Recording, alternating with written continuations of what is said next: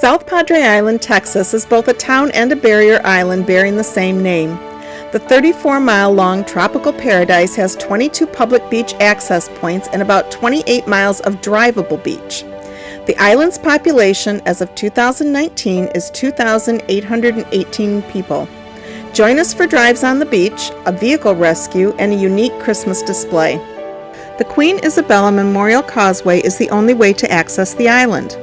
The bridge curves as it crosses Laguna Madre Bay between the island and Port Isabel. We stopped at one of the pull-off sections where there is parking and a walkway for viewing or fishing that goes below the bridge to the other side. The bridge is 2.5 miles long, 68 feet wide, and 80 feet above the water at its highest point. The bridge is named in honor of Queen Isabella of Castile, who financed the expedition of Christopher Columbus to this part of the New World in 1492. Padre J. Nicholas Bali in 1800 applied to King Charles IV of Spain for 11.5 leagues of land on the island, and in 1804 began its first settlement. We stayed at the KOA on the island, where we enjoyed tropical weather and beautiful sunsets. Pier 19 at the end of the KOA is an entire pier and scenic dining spot overlooking the Queen Isabella Causeway and Brownsville Ship Channel. On display is a shark caught in 2004 on the Osprey. State Park Road 100, also known as Ocean Boulevard, runs for 13 miles north until it ends at the sand dunes. The Department of Transportation clears the road of sand every day. Beyond the road, the island continues north another 20 miles, which is accessible by driving on the beach. We used beach access number 6, where the sand is thick and soft at the entry point and 4x4 is recommended. The Laguna Atacosa National Wildlife Refuge is 97,007 acres combined on both the mainland and South Padre Island and is home to more documented species of birds than any other national wildlife refuge in the United States. Even in the water on South Padre Island.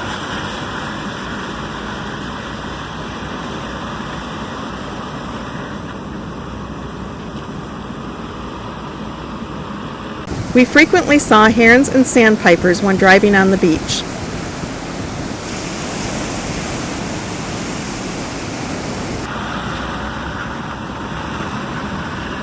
Seagull takeoff. Not that seagulls are any big excitement coming from St. Clair, but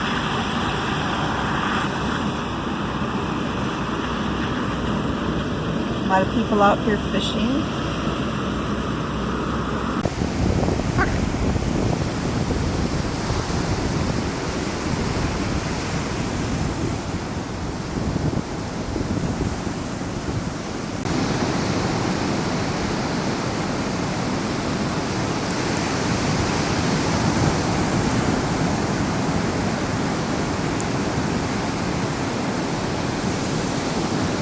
Almost every time we drove the beach, we would come upon what we named the Bird Convention, an assortment of pelicans, seagulls, and other seabirds gathered at the same spot on the beach.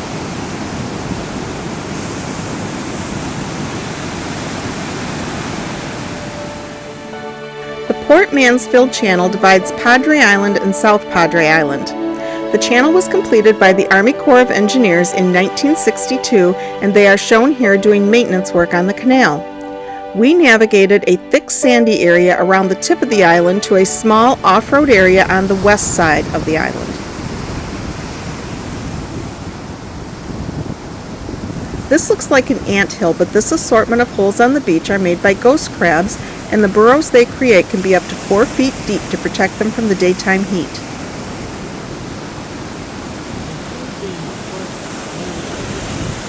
We came upon this container, which was washed up on the beach and has been enhanced by graffiti, probably by spring breakers. Paul Cannon and his Jeep. On the beach of San Pedro Island, or South Padre Island actually.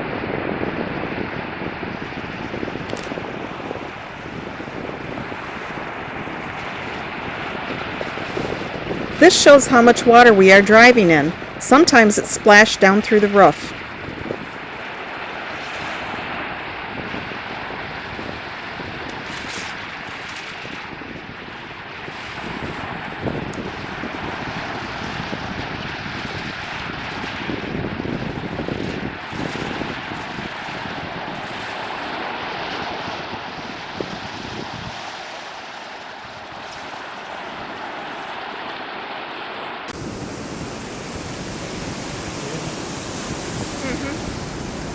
You never know what you'll come upon on the beach, including this log gator, which was created using bottle caps.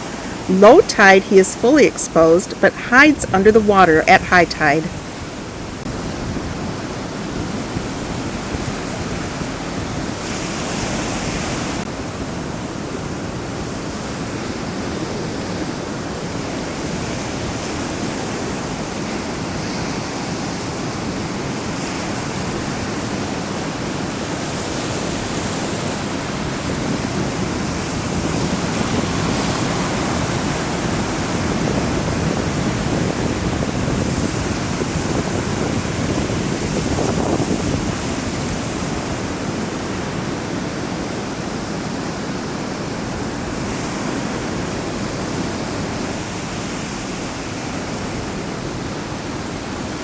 South Padre Island averages 300 days of sunshine a year, making this a great place to enjoy the beach and easy living year-round.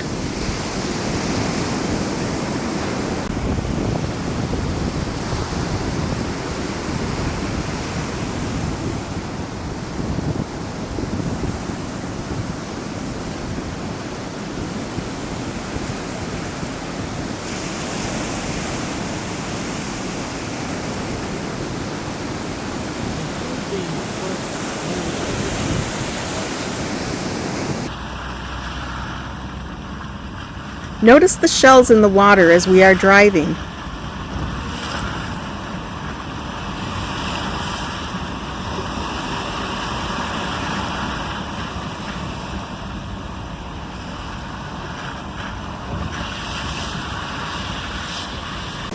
The shells on the beach were plentiful, large, and heavy. I was able to collect a box full that I mailed to my grandchildren with no breakage.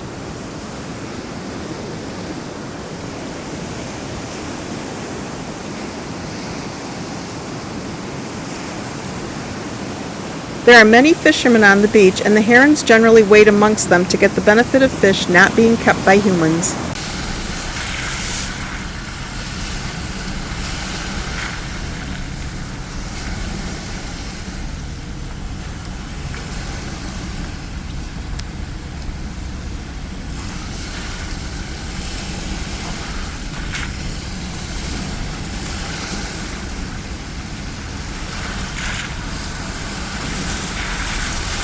As we were driving, we noticed these weird bumps of mud along the water.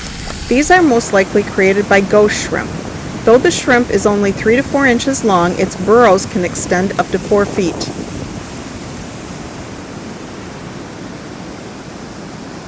You never know what you will see on the beach.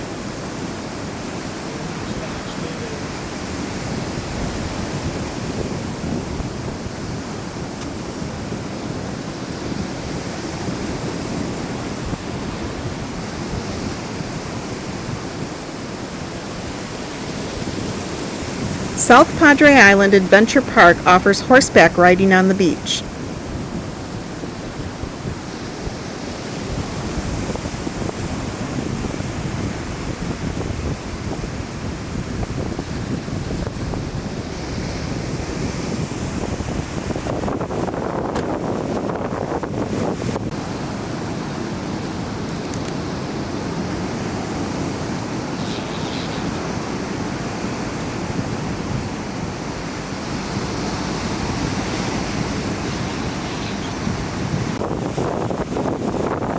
This emergency evacuation pod drifted ashore after a storm in 2010. Locals refer to it as the UFO, and it has been embellished, most likely by spring breakers.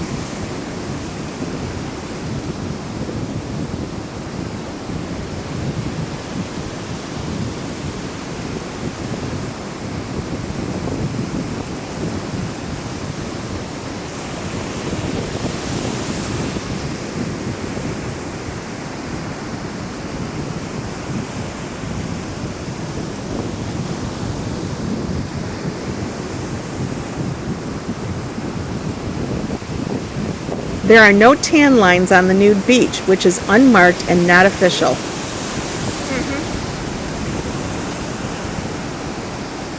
Yeah.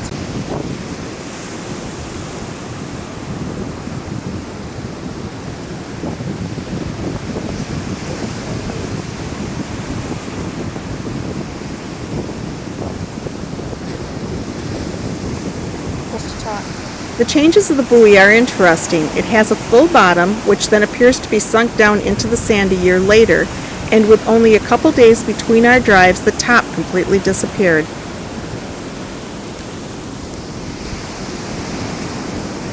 It took these fishermen more than an hour to bring in their catch. Notice the fin as it comes closer to shore.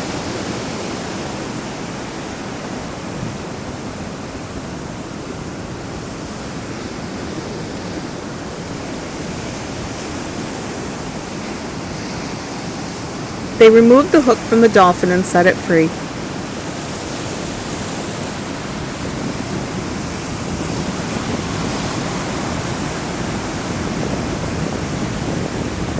Pelicans only weigh 6 to 7 pounds. They have air sacs below their skin that help them float and protect their organs when fishing. They can hold up to 3 gallons of water in their pouch when diving for fish, which they push out the side of their bill before swallowing the fish.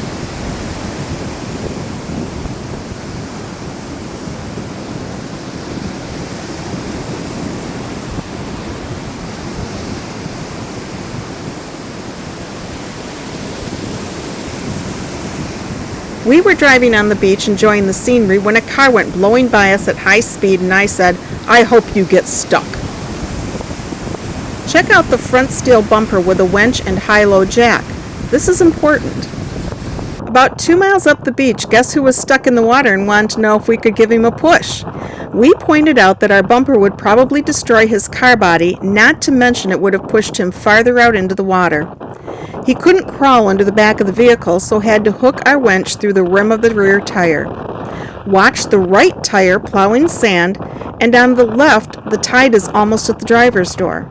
You can see the hole we pulled him from and how deep the tracks are from his car.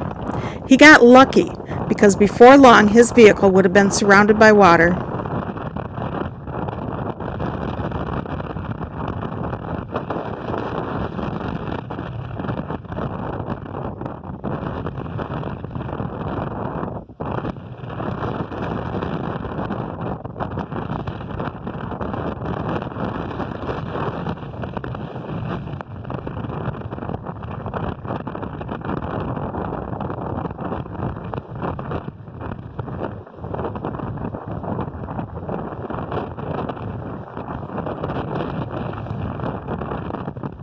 What is this in the water? At low tide, we discovered it is some type of container covered in seaweed.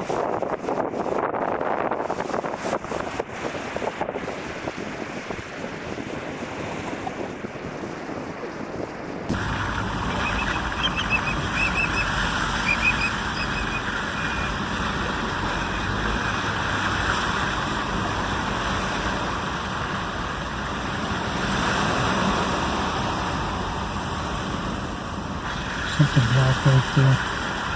It's a log. It doesn't take long to sink in the sand when sitting still.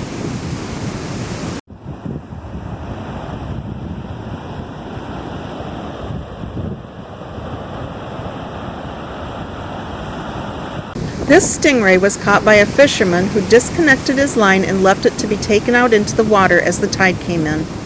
The eye is located just above the air gill. The barb, or spine, is about halfway down the tail and contains razor-sharp serrations.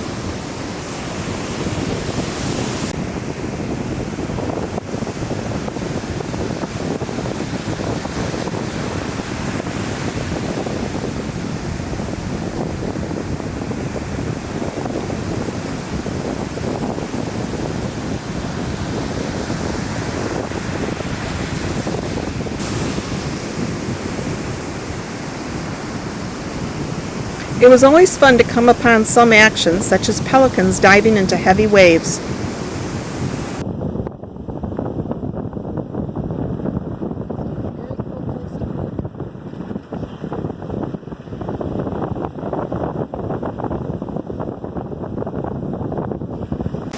We called this the Sand Serpent. In 1997, South Padre Island's Board of Aldermen approved a resolution making it illegal to wear ties on the island, declaring it detrimental to the welfare of South Padre Island and its visitors.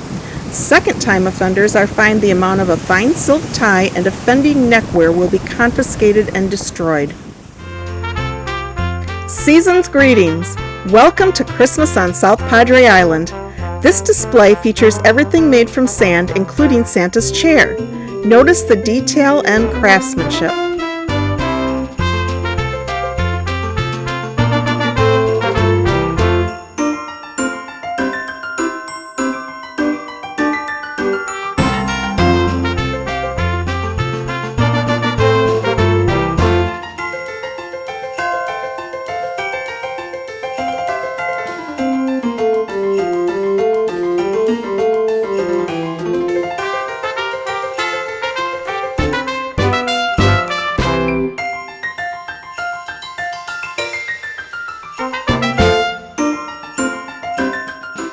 Paul and I thank you for exploring the beach of South Padre Island with us. We hope you enjoyed the surf and the always changing palette of life on the beach. If you enjoyed this video, please hit the like button below and leave us your comments. We invite you to subscribe to our channel, Rolling Through North America, Travel with Us, so you receive notice each time we publish a new video. Check out the other videos on our channel. If you enjoy scenic areas, we recommend Cape Breton Island, where you can enjoy the sound of crashing waves, lighthouses, scenic overlooks, and visit historic Fort Petrie. On Muskew Island, we visit the harbor, an island lighthouse, historic church, and take a walk through a bog. Until next time, Paul and I are rolling through North America and invite you to travel with us.